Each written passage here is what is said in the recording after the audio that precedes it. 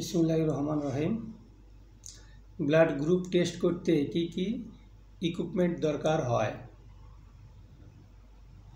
Blood group test করতে প্রধানত যে সকল ইকুইপমেন্ট প্রয়োজন হয়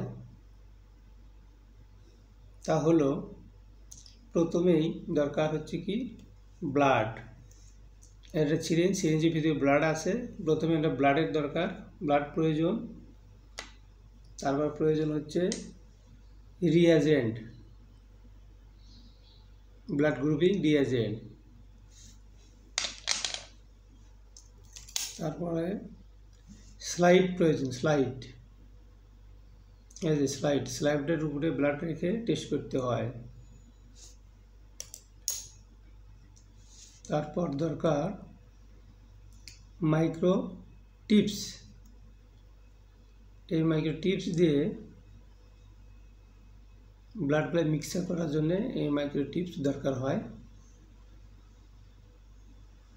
যে উল্লেখিত ইকুইপমেন্টগুলি ব্লাড গ্রুপ টেস্টের জন্য প্রয়োজন।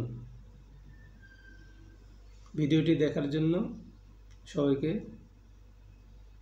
ধন্যবাদ।